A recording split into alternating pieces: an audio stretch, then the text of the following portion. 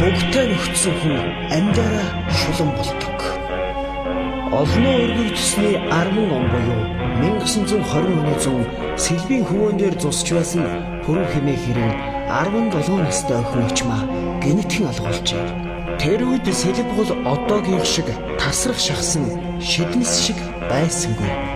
Тэгээд ч хур бороо ихтэй зун байсан болохоор эцэг их хоёр нь охиноо золгүй тохиолдлоор усан дунаад өгчихсэн байж таарлаа хэмээгээд цогцыг нь хайж хэд хоноод сүйдлээ гордлого тасарчээ. Пүрэв тухайн үедээ зээлийн газар ярах хийдэг байсан тул нэг их лам хараар яваад байдаггүй, гүндүүгүй ирвэлаа. Гэвч Монгол ёс заншлаан бодоод охиноо алга болсон өдрөөс тооцож 49 хоног дээр нь багч болтгой буян үлдэхээр цагаандаа гэдэг хятад хүнснээс ганц жин будаа авсан байна. Удалгүй 49 хоног нь болж ойр харийнхаа хэдэн хүүхдүүдийг оруулаад ой гашууга хураасан гэж. Гэтэл нэг өрөө харуу бүрий болсон хон ихнэртэйгээ гэртээ сууж байтал эсхийн үдэн сэвхийтэл нэгдээд үс гизгэн сэгсэс нэг эмхтэй орж ирэнгүүтээ үлмэдэг гаслангүй дуугараад гэрийнхэн баруун тал руу өсгөд эхнэр нь муухай ойрлон ухаан дууссан байна. Харин Пүрэв ирэх хүнсэндээ арай л ухаан тавьчихалгүй мөнөө хэмхтэй рүү дөхөж оч болоо нөгөөх нь сэгсэж гисэн. Ээж хаваа гэж ихэр татан хэлээд доош сөхрөн суужээ.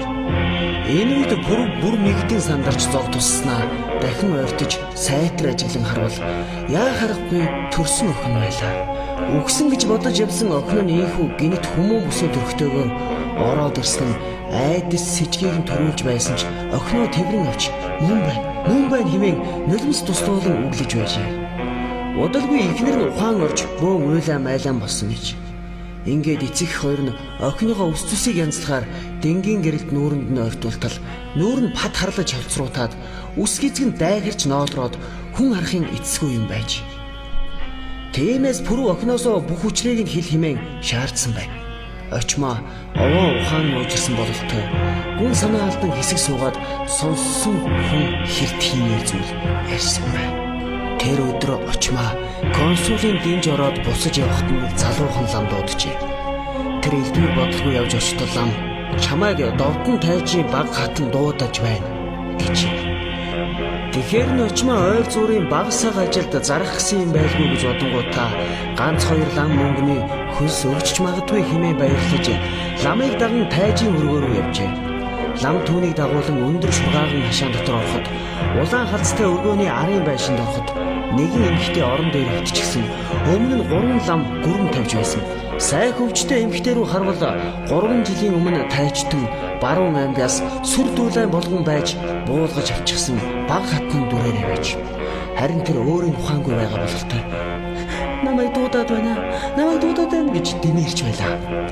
Лам нар очмаа харангуутаа уншлагаан зогсон нэгэн түүнийг ойртгож төхөөд хатантны лагшин чилээр гэсэн учраас чамайг дуудуулсан юм.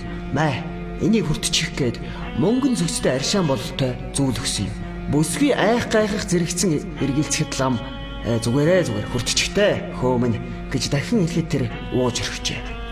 Гэтэл тэр дороо биеийн суларч хар аяндаа сөхрөнж. Мөн энэ зурт ухаан санаа саармж эгээд үүлэнд хөвж байгаа мэт болоход хоёр лам босч ирээд түүнийг өргөн өнөө өвчтэй эмэгтэй дэргэд хажуугаар нь хэвтүүлээд тэр хоёрын гарыг утсаар холбох шиг болсон байна. Тэгснээ чи хатантны оронд нүгэлт ярагчны охиныг ав. Энэ хоёр нэг хүн гэж хэлхийг бүр түр сонсоод ухаан нь балартжээ. Удалгүй дахин ухаан авах үед нь чөмгөн ганлан гавлын эсэнд дамар зэрэгцэн дуугараад өөрөө хин нэгэнд дуудагдаад харанхуйд бүдчин яваа мэт санагдаж ирсэн байна. Хаа нэгтгээс тогсон наашир гэж дуудаад байгаа нь яг л өөрийг нь дуудаж байх шиг байлаа. Тэгсээр нэг хар гэрийн үүдэн тулж очсон байна. Бүсгүй өөрийн мэдлэг гэрт явж ороход гэрийн доторхыг сүүмэлдсэн хөх гэрэл гэрэлтүүлж байсан бөгөөд сэгсгэр үстэй нэг гэр хойморт доош харсан харагджээ. Гэтэл чихэнд нь тогсхон чихэлтэд хувцаа тайл гэхэн сонсогдсон байна. Энэ үед тэр мөн өөрийн л мэдлгүй хувцаа тайлан гэрийн зүүн хаягаар хэвтгэд сүүмэлдсэн хөх гэрэл болон нөгөө сэгсгэрээр ойртож ирчээ. Өөрийг нь хэн нэгэн илтгэвлээд зовоогоод байх шиг санагдахад гараараа савчиж үзвэл юу ч үгүй хоосон байх нь мэдэгдлээ. Гэхдээ хүнд биетэй хүн биен дээр нь гიშгчж байгаа бүхий л бие ухаан бодлороо мэдэрч байлаа. хичнээн хугацаа өнгөрснийг бөөмдөө. Нэгэнтээ очмаагийн ухаан арай дээртэд өндийн хараад гэрт байгаа гадаа байгаа хоёрын алин болохыг нь үл ойлгож эргэн тойрноо тэмтэрвэл юу ч баригдсан. Ийм маягтай хэд сэрэхтэй хаана байгаагаа ер ойлгосонгүй. Осолдохгүй л үргэлж харанхуй байгаа юм анзаарч. Тэгтэл нэгэнтээ мөнөөх хар хүн гарч ирээд одоо ч яв. Хүсэл минь ханлаа. Удахгүй уулзнаа гэж хэлэхэд очмаагийн ухаан бүрэн цэлмсэн бөгөөд хээр хөвтөж байгаагаа ч мэдчихэ. Харин өнгөрсөн бүхэн зүүдүү үнэн явдал гэдгийг ойлгосонгүй. Харанхуйд зүгчгүй баахан яваад нэг газар суух үест нь нар мандсан гэж. Тэгэхэд тэр өөрийгөө цагаан даваан дээр хүрээний зүг ширтэн суугаагаа мэдчихэ. Хамгийн аимшигтай нь дээр хувцсан тамтаг болтлоо урагдаад үсгэцэг нь гар бүрхийн аргагүй ширэлцсэн байж мөн нүүр нь холцруултаж сайртаад хорсож байгааг ч мэдэржээ. Тэр өөрийгөө ганцхан шөнийн дотор ийм болчихж гэж бодсноос 2 сар шахам алга болсон гэдгээ төсөөлөхчгүй явлаа. Охиныгоо ярьсан энэхүү аимшигтай зүйлийг сонсоод Пүрвийн уур хилэн бадарч яах учраач олохгүй суулаа. Тэр охиныхоо үг болгон итгэжээ. Аргач үгүй юм. Охин нь алга болох тэр үест ондов тайжин баг хатан буг чөтөрийг хорлолд автсан учраас нүгэл тэмийг золигт гарган байж амийг нь авсан гэсэн яриа хүрээ даяар тарж байсан гэж. Пүрв ганц охиныг нь золигт гарган бузар муухайг нь ариун биеинд тохон буг чөтгөр тушаасан гэдгээр хүмүүсээс яадаг ч байсан өшөөгөө авандаа гэж шүдээ зуусан ч тангараг тавхан холгүй юм болоход эхнэр нь айн сандарч охин минь амьд ирснээс ширэггүй дээ. Ноёнтой сүргэлтөө толгойг гэдгийг сонсон үстэй өшөө гэж ятгасаар арайх юм боловчээ. Мөн тэр хоёр охиноо 9 минут эргэж ирсэн гэдгийг нэг хэсэгтэй хүн амтнаас нууя гэж хийдээд охиноо илүү гэртээ хийгээд цоожilchгож. Охин нь ч зүс царайнаас ичээд хүний нүур харахыг ч хүссэнгүй. Гэтэл энэ явдлаас хойш охин нь шүн болохоор хэн нэгэнтэй ярилцаад байгааг нь эцэг их хоёр нь мэдчихэ.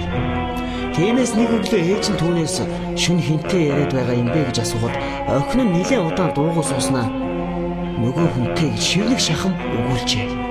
Айсан ээж нь лам хараас асуудаг юм билүү гэж бодсон ч нас барсан гэж яригдсан охин нь амьд байгаа гэж сонсоод юу гэх болдоо гэж бодоод мөн нэгэнт охиныг нь золигт гаргасан болохоор ламнаар охиныг нь амьд мэд гэртээ ирсэн гээд хорлцохж магадгүй гэж айгаад таг орхихоор шийдсэн байна. Тэгээд удалгүй буур сэлхэн нүүж баруун хүрээний орчимд Түшээд хааны Шагдар гэдэг баяны эзгүй хашааг харж өгөхөөр буужээ. Ийхүү тэр гурав амар жимээр амьдарч эхэлтэл 3 сарын дараагаас очмаагийн гэдэс томорч эхлэхийг эцэг их хоёр нь анзаарчээ.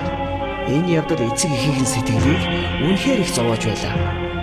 Хүүхдийн эцгийн тухай охиноос асуугаад чирэггүй гэдгийг аль нь сайн мэдэж байсан учраас юу ч хэлсэнгүй.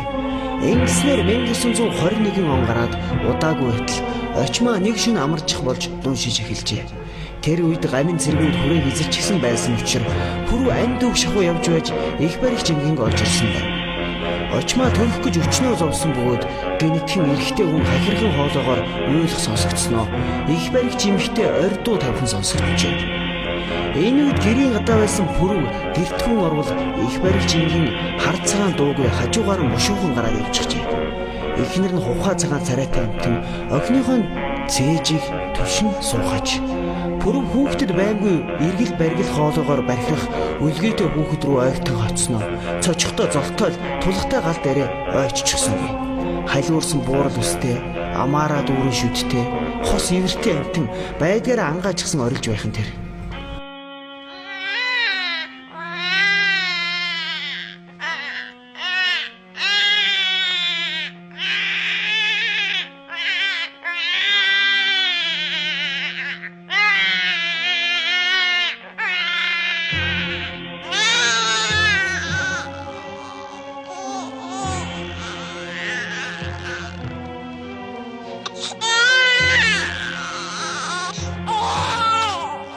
Охин нь өөрөөс нь ямар амтэн гарчгаад байгааг мэдээгүй бололтой аав руугаа сарван хүүг минь аваад өгөөч гэхэд Пүрв аргагүй ирэхэд буруу харан байж нэхий үлгийд боогоод охиндоо өгвөл охин нь түүн рүү гарснаа царай нь хухаа цайж ээж энэ ч нөгөө хүн байж дээ гэж муужраад унчихж Пүрв энэхэн зур үзгүй муухай амтныг одоохон үгүй хийчихье гэж бодонгуудаа шүүрэн авч гарахаар завтал эхнэр нь чи яах гэж байгаа юм бэ? Наад чи мууч гэсэн охины минь одоо мах цусаад асцсан үрэн штэ одоо гэхэд тэр өөрөө ирэхгүй зог тусчээ.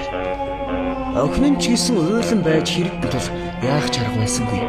Тэр шин тэд бүгд нойргүй хонсон бөгөөд гэр доторхыг нь үл мэдэг сүймэлцэн хөх гэрэлгийн үсээр өглөө болгожээ.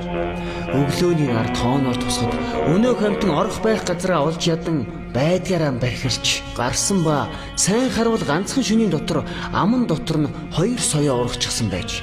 Тиймээс пүрв энэ шөнийн дотор л энэ амтныг үгүй хий. Эсвэл нөгөө новш чинь өдрөө өсөж томорсоор байгаа дийлдэхин байх юм байна гэж бодоод орой боломжц тэрэн гарчээ.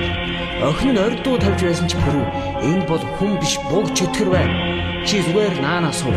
Чиний сүүг биш цусаг шин сорж байгааг харж байна уу? Аав нь алахгүй. Харин хол авчиад хайчаад ирээд тэр чигээрээ давхаар өвчиж.